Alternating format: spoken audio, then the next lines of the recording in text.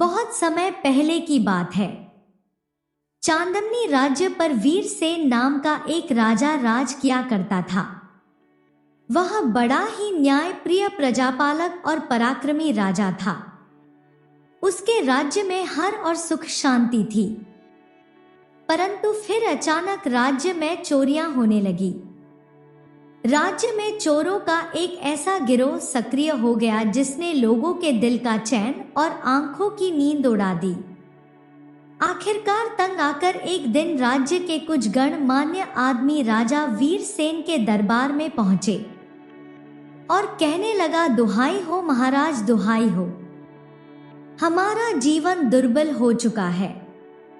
इन दिनों राज्य में हो रही चोरियों के कारण हम बहुत ही परेशान हैं। अगर जल्दी ही चोरों को ना पकड़ा गया तो हम बर्बाद हो जाएंगे महाराज। राजा ने कहा, हमें राज्य में हो रही चोरियों के बारे में जानकारी है, परंतु हमें अफसोस है कि अभी तक चोरों को पकड़ने में हमारे सैनिक सफलता प्राप्त नहीं कर सके हैं। लेकिन विश्वास रखिए, चोर बहुत ही जल्द पकड़े जाएंगे। आप लोग निश्चिंत होकर अपने घरों को जाइए। हम वादा करते हैं कि चोरों को पकड़ने में कोई भी कसर बाकी नहीं छोड़ेंगे। इसके बाद राजा ने अपने महामंत्री से कहा, आप ऐसा कीजिए कि हमारे गुप्तचरों को चारों दिशाओं में चोरों की तलाश के लिए भेज दीजिए।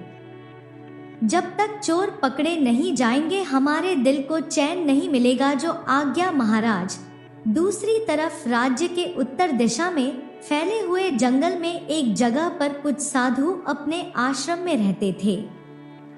उन साधुओं में से एक ने अपने साथियों से कहा, साथियों, नगर वासियों के माल पर तो हमने काफी हाथ साफ कर लिया। अब मैं शाही खजाना चुराना चाहता हूँ। उनमें से एक साधु बोला, टुकटुक उस्ताद, लेकिन हमारी तलाश में तो जासूस लगे हुए हैं। चिंता मत करो, वे सोच भी नहीं सकते कि हम साधु के रूप में यहाँ जंगलों में छुपे बैठे हैं। इसके बाद वे सभी अट्टहास करते हुए हंसने लगे। सरदार टुकटुक ने अपने साथियों को बताना शुरू किया, मैंने बहुत ही अच्छी योजना तैयार की है साथियों। लेकिन क्या सरदार, मुझे एक बार शाही खजाना और उसकी सुरक्षा व्यवस्था देखनी होगी। ये काम तो बड़ा ही मुश्किल है सरदार। मेरे लिए कोई भी काम मुश्किल नहीं है साथियों। मैं आज ही यहाँ से जा रहा हूँ और खजाने के बारे में पता लगाकर ही वापस लौटूंगा। इसके बाद फिर टुकटुक साधु के वेश में भ्रमण करता हुआ राजमहल में राजा वीरसेन और रानी सुफला के पास पहुंचा। राजा और रानी ने उन्हें प्रणाम किया। टुकटुक नौटंकी अंदाज में बोला, हम साधु संतों के पास इतना समय नहीं कि हम अधिक समय तक एक जगह पर रुक सके। इधर से गुजर रहा था तो तुम्हारे कष्ट का ख्याल आया और यहाँ पर चला आया। मुझे मालूम है कि तुम्हारे विवाह को 15 साल हो चुके हैं, लेकिन अभी तक तुम्हें संतान प्राप्त नहीं हुई है। शायद हमारे भाग्य में संतान का सुख लिखा ही नहीं है। तुम चिंता मत करो राजन, मैं तुम्हें एक ऐसा उपाय बताऊंगा जिससे तुम्हें जुड़वा पुत्रों की प्राप्ति होगी। ये सुनते ही राजा और रानी दोनों बहुत ही खुश हो गए। तब साधु ने कहा, सुनो राजा, मुझे तुम्हारे शाही खजाने से एक स्वर्ण मुद्रा चाहिए। एक क्यों, आप जितनी चाहे मुद्राएं ले सकते हैं मुनिदेव। नहीं, सिर्फ एक ही स्वर्ण मुद्रा मुझे चाहिए। मैं वह एक स्वर्ण मुद्रा मंत्र पढ़कर महारानी को दूंगा, जिससे महारानी को पुत्र होने तक हमेशा अपने पास ही रखना होगा। ठीक है रिसीवर, हम एक स्वर्ण मुद्रा मंगवाते हैं। नहीं, ऐसा कदापि नहीं करना वत्स। किसी अन्य के स्पर्श के बाद वह स्वर्ण मुद्रा मेरे किसी काम नहीं रहेगी। मैं समझा नहीं रिसीवर। टुकटुक के शब्दों ने राजा वीरसेन को दुविधा में डाल दिया। तब राजा को दुविधा को उबारते हुए टुकटुक बोला, हम शाही खजाने से खुद एक स्वर्ण मुद्रा उठाएंगे और मंत्र पढ़कर महारानी को देंगे, जैसा आप ठीक समझे रिसीवर। और फिर राजा वीरसेन स्वयं टुकटुक को शाही खजानागार में ले गए। ढेर सारे हीरे और स्वर्ण मुद्राओं को देखकर टुकटुक के मुंह में पानी आ गया। वह मन ही मन में सोचने लगा, वाह, शाही खजाने में कितना धन है। अगर मैं इसे चुराने में सफल हो गया तो मेरे साथ पुस्तों को चोरी नहीं करनी पड़ेगी। लेकिन अपने मनोभाव को दबाकर टुकटुक आगे बढ़ा और एक स्वर्ण मुद्रा उठाते हुए राजा वीरसेन से बोला, तुम्हारे शाही खजाने की सुरक्षा व्यवस्था तो ठीक है बेटा, परंतु मान लो कि अगर कोई राजा तुम पर आक्रमण कर दे तो तुम शाही खजाने को लेकर किस रास्ते से निकलोगे? रिसीवर, आपके पीछे दीवार में जो खूंटी दिखाई दे रही है, उसके खींचते ही एक गुप्त द्वार खुल जाता है। हम उसी गुप्त द्वार से खजाने सहित सुरक्षित पहाड़ी दर्रे में पहुंच जाएंगे। बहुत अच्छा, तुमने ये व्यवस्था रखकर बहुत ही बुद्धिमानी का काम किया है। लेकिन क्या रिसीवर, तुमने शाही खजाने के इस गुप्त द्वार के बारे में मुझे तो बता दिया बेटे, लेकिन किसी और को ना बताना। इस गुप्त द्वार के बारे मेरे अलावा सिर्फ सेनापति ही जानते हैं रिसीवर। तुम्हें गुप्त द्वार के बारे में सेनापति को भी नहीं बताना चाहिए था वत्स। वह मेरे बचपन साथी है रिसीवर। वह मेरे साथ कभी धोखा नहीं कर सकता। भगवान सेनापति के प्रति तुम्हारा विश्वास हमेशा बरकरार रखना बेटा। और फिर राजमहल में वापस आकर टुकटुक मंत्र पढ़ने का नाटक करने लगा और फिर स्वर्ण मुद्रा रानी सुफला को देते हुए बोला, जब तक तुम्हें पुत्र प्राप्त हो जाए ये स्वर्ण मुद्रा अपने से अलग मत करना बेटी। ठीक है रिसीवर। इसके बाद टुकटुक वहां से विदा हो गया। वह वापस आश्रम में पहुंचा और अपने साथियों को शाही खजाने के गुप्त द्वार के बारे में बताते हुए बोला, हमें शाही खजाना चुराने में अब कोई दिक्कत नहीं होगी साथियों, और इस काम को हम आज रात को ही कर देंगे। और फिर ऐसा ही हुआ। टुकटुक अपने साथियों के साथ पहाड़ी दर्रे के रास्ते से होता हुआ गुप्त द्वार से खजानागार में जा पहुंचा और खजाना चुराकर चुपचाप निकल गया। अगली सुबह सेनापति ने खजाना चोरी होने की खबर मुंबई तक पहुंच गई तो महाराज क्रोध से आग बबूला हो उठे और कहने लगे, खजाने की सुरक्षा व्यवस्था इतनी मजबूत है कि सैनिकों से नजर बचाकर चिड़िया भी वहां तक नहीं पहुंच सकती। फिर खजाना कैसे चोरी हो गया? सेनापति ने कहा, महाराज, शाही खजाना गुप्त द्वार से चोरी किया गया है। सेनापति की बात सुनकर राजा मन ही मन में सोचने लगा, ओह, परंतु शाही खजाने के गुप्त द्वार के बारे में मेरे और सेनापति के सिवा कोई नहीं जानता। फिर चोरों को गुप्त द्वार के बारे में कैसे पता चला? कहीं सेनापति चोरों से मिला तो नहीं हुआ? सेनापति ने कहा, महाराज, आप किस सोच में डूब गए? राजा क्रोध में आकर बोला, हमें बनाने की कोशिश मत करो। शाही खजाना तुम्हारी वजह से ही चोरी हुआ है। शाही खजाने के गुप्त द्वार के बारे में तुम्हारे और मेरे सिवा कोई नहीं जानता था। फिर चोरों को खजाने के गुप्त द्वार का कैसे पता चला? आप बेकार ही मुझ पर शक कर रहे हैं महाराज। मैं अपनी लाडली बेटी की सौगंध खाकर कहता हूं, ये भेद मैंने किसी को नहीं बताया। परंतु राजा वीरसेन ने सेनापति की बात का विश्वास नहीं किया और उसे उसी समय कारागार में डलवा दिया गया। कारागार में सेनापति को कई तरह की यातनाएं दी गई ताकि वो अपना अपराध कबूल कर सके और बताएं कि खजाना कहां पर है, परंतु सेनापति इसके बारे में कुछ नहीं जानता था। तब राजा कारागार में आए और कहने लगे, सेनापति, अगर तुम सोचते हो कि तुम इस चाल में कामयाब हो जाओगे तो तुम गलत हो। मैं तुम्हें 24 घंटे का समय देता हूं। यदि तुमने ये ना बताया कि खजाना कहां पर है तो फिर 24 घंटे बाद तुम्हें फांसी पर लटका दिया जाएगा। सेनापति मन ही मन में बहुत दुखी हो रहा था।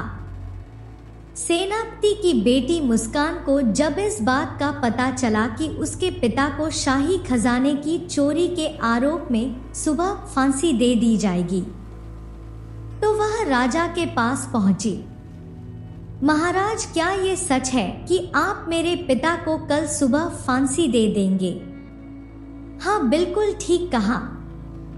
परंतु यदि तुम्हारे पिता अपना अपराध स्वीकार कर ले और ये बता दे कि खजाना कहां पर है तो उसकी सजा टल भी सकती है। लेकिन महाराज, जो अपराध मेरे पिता ने किया ही नहीं उसे वो कबूल कैसे कर सकते हैं? इसका क्या सबूत है तुम्हारे पास कि तुम्हारे पिता चोर नहीं है? आपके पास भी तो ऐसा कोई सबूत नहीं है महाराज, जिससे ये तय हो सके कि मेरे पिता पर जो आरोप लगाया गया है वो सही है। क्या मतलब महाराज, आप मुझे 1 महीने की मोहलत दे।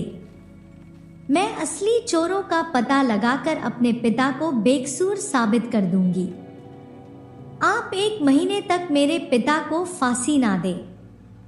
वह लेकिन अगर तुम ऐसा ना कर सकी तो आप बेशक मेरे पिता को फांसी दे दीजिएगा। ठीक है मुस्कान, हम तुम्हें 1 महीने का समय देते हैं, लेकिन अगर तुम्हारे पिता चोर निकले तो उन्हें फांसी चढ़ा दी जाएगी। महाराज वीरसेन के स्वीकृति देने पर मुस्कान राजमहल से निकलकर अपने घर की ओर चल पड़ी और फिर उसने एक आदमी का वेश बनाया और शाही खजाने के चोरों की तलाश करने के लिए वो निकल पड़ी। उसे भटकते भटकते 20 दिन बीत गए, परंतु उसे शाही खजाने के चोरों का कोई सुराग नहीं मिला। वह सोच रही थी कि मैंने राज्य का कोना कोना छान मारा, लेकिन चोरों का कुछ पता ना चला।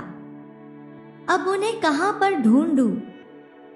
कैसे अपने पिता को बेकसूर साबित करूं? तभी एक विचार बिजली की तरह उसके दिमाग में कौंध गया। वह सोचने लगी, कहीं चोर जंगल में तो नहीं छुपे हुए। वहीं एक जगह है जहां पर मैंने उनकी तलाश नहीं की। मुझे जंगल में जाकर चोरों का पता लगाना चाहिए। और अगले ही पल वह अपने घोड़े पर सवार होकर जंगल की तरफ चल दी। जंगल में पहुंचकर वह सारा दिन जंगल की खाक छानती रही, परंतु उसे कुछ भी ना पता चला।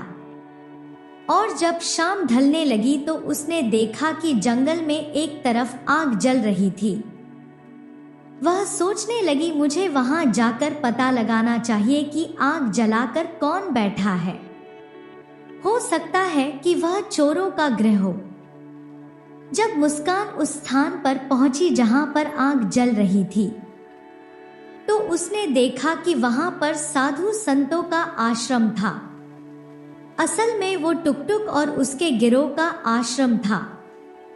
उन्हें आग के आसपास बैठा देखकर मुस्कान सोचने लगी, इतनी रात गई, ये लोग यहाँ पर क्यों जमा है और क्या बातें कर रहे हैं? मुझे उनकी बातें सुनाई चाहिए। ये निश्चय करके मुस्कान उनके नजदीक गई और झाड़ियां के पीछे छुपकर उनकी बातें सुनने लगी। टुकटुक अपने गिरोह से कह रहा था, साथियों, अब हमें चोरी करने की जरूरत नहीं पड़ेगी। क्योंकि राज खजाने से हमने इतना धन चुरा लिया है कि सारी जिंदगी आराम से बिता सकते हैं। उन साधुओं की बातें सुनकर मुस्कान हैरान रह गई और सोचने लगी, ओह ये साधु नहीं बल्कि चोर है, और वही चोर है जिन्होंने शाही खजाना चुराया है। आखिरकार मुझे शाही खजाने के चोरों का पता चल ही गया। ये चोर चालाक ही नहीं बल्कि खतरनाक भी है। अगर मैंने महाराज को बताया कि ये साधु संत ही खजाने के चोर हैं, तो शायद वह मेरी बात का विश्वास नहीं करेंगे। इसीलिए मुझे इन चोरों को रंगे हाथों पकड़ना होगा। ये निश्चय करने के बाद मुस्कान वहां से चली गई और अगली सुबह वह राजा वीरसेन के दरबार में पहुंची और कहने लगी, महाराज मैंने शाही खजाने के चोरों का पता लगा लिया है। कौन है वे? गुस्ताखी माफ करें महाराज, मैं आपको उनके बारे में अभी नहीं बता सकती। क्या मतलब? मैंने उन्हें रंगे हाथों पकड़ने की योजना बनाई है महाराज। आखिर तुम कहना क्या चाहती हो? विस्तार से कहो। फिर मुस्कान ने राजा को सारी योजना विस्तार से बताई और बोली, मुझे एक दिन के लिए शाही मेहमान खाना चाहिए महाराज। ठीक है, मिल जाएगा। सोने और चांदी के बर्तन भी चाहिए। ठीक है। घर पहुंचकर मुस्कान ने फिर से मर्दाना भेष बनाया और घोड़े पर सवार होकर उन चोरों से मिलने के लिए जंगल की तरफ चल पड़ी। उनकी कुटिया में पहुंचकर मुस्कान टुकटुक के पास पहुंची और उसे प्रणाम करते हुए कहने लगी, महाराज मैं ओम प्रकाश सौदागर का बेटा हूं। वर्षों बाद धन कमाकर अपने देश लौटा हूं। इसी खुशी में मैंने शाही मेहमान खाने में ऋषि मुनियों की दावत का आयोजन किया है और मैं चाहता हूं कि आप भी वहां पर अवश्य आए। तुमने न्योता दिया है तो हम अवश्य वहां पर आएंगे। मुस्कान वापस शाही मेहमान खाने में पहुंच गई और वहां पर आवश्यक प्रबंध करने में जुट गई और फिर निश्चित दिन और निश्चित समय पर टुकटुक अपने साथियों को साथ लेकर शाही मेहमान खाने में पहुंचा। मर्दाना भेष में मौजूद मुस्कान उन्हें प्रणाम करते हुए कहने लगी, आइए महाराज, आपका भोजन तैयार है। मुस्कान ने टुकटुक और उसके गिरोह को सोने चांदी के बर्तनों में खाना परोसा। सोने चांदी के बर्तनों को देखकर टुकटुक सोचने लगा, वो इतने सारे सोने और चांदी के बर्तन, अगर इन पर हाथ साफ कर दिया जाए तो कितना अच्छा होगा। और उसने मन ही मन में ये निश्चय कर लिया कि आज रात हम ये सारे सोने चांदी के बर्तन और इसका धन चुरा कर ले जाएंगे। इसके बाद टुकटुक और उसके साथियों ने वहां पर भोजन किया और फिर वापस अपने आश्रम लौट गए। अपने आश्रम में वापस आकर टुकटुक ने अपने साथियों से कहा, साथियों आज रात हम शाही मेहमान खाने में जाएंगे और सोने चांदी के बर्तनों के साथ साथ बाकी का धन भी लूट लेंगे।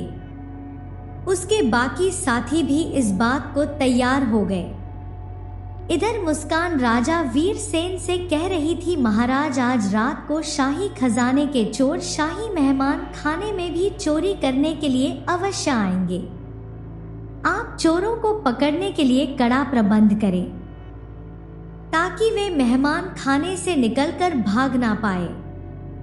ठीक है, मगर वे साधु अगर चोर ना हुए तो आप मुझे जो भी सजा देंगे मुझे स्वीकार होगी महाराज। मुस्कान के विश्वास दिलाने पर राजा वीरसेन ने अपने महामंत्री को बुलवाकर आदेश दिया, महामंत्री जी शाही मेहमान खाने के चारों तरफ गुप्त रूप से हमारे सैनिकों को तैनात कर दीजिए। और फिर रात होते ही शाही मेहमान खाने के चारों तरफ राज सैनिक छुपकर बैठ गए। मुस्कान भी छिपकर बैठ गई और चोरों का इंतजार करने लगी। काफी समय गुजर गया लेकिन कोई चोर नहीं आया था। तभी मुस्कान और महामंत्री को एक आहट सुनाई दी। ये आहट टुकटुक और उसके गिरोह की थी। अगले ही पल टुकटुक अपने साथियों के साथ मेहमान खाने में दाखिल हो चुका था। उन सभी ने नकाब ओढ़ रखा था। टुकटुक अपने साथियों से कहने लगा, चलो साथियों, जल्दी से जाकर सोने चांदी के सारे बर्तन और जो भी धन मिलता है वो समेट लो। और फिर टुकटुक और उसके साथी सारा सामान समेटने में जुट गए। लेकिन तभी वहां पर घात लगाकर बैठे हुए महामंत्री और उसके सैनिकों ने टुकटुक और उसके गिरोह को चारों तरफ से घेर लिया। महामंत्री ने कहा, खबरदार, जो जहां पर है वहीं खड़ा रहे, वरना बेमौत मारा जाएगा।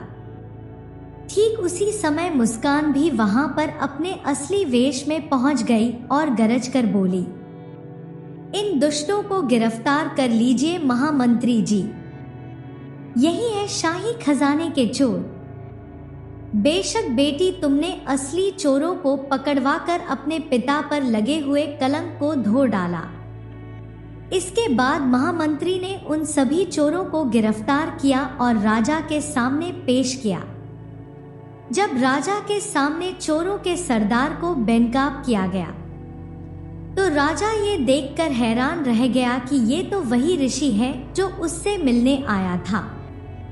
राजा बोला, रिसीवर आप। मुस्कान ने कहा, महाराज, ये कोई ऋषि नहीं है, बल्कि नहीं है, चोरों का सरदार टुकटुक है। राजा मन ही मन में सोचने लगा, वो अब मेरी समझ में आया कि शाही खजाने के गुप्त द्वार से चोरी कैसे हुई। हमने गुप्त द्वार के बारे में इस पाखंडी साधु को भी बताया था। राजा बोला, दुष्ट, तुमने शाही खजाना कहां पर छुपाया है? बता दो, वरना अभी के अभी तुम्हारा सिर धड़ से अलग कर दिया जाएगा। महाराज, खजाना मेरे आश्रम में छुपा कर रखा है। इसके बाद राजा ने उन सभी चोरों को कारागार भेज दिया और उन्हें आजीवन कारावास की सजा सुना दी। साथ ही राजा ने मुस्कान से कहा, मुस्कान, हमें तुम पर गर्व है। तुमने ना सिर्फ अपने पिता को बचाया बल्कि इस राज्य को भी चोरों के संकट से बाहर निकाल लिया। हम इसी समय तुम्हारे पिता को मुक्त करते हैं। और फिर राजा ने सेनापति को कारागार से निकाला और उससे माफी मांग ली। इस घटना के बाद राजा वीरसेन के राज्य में चोरी की घटनाएं बंद हो गई।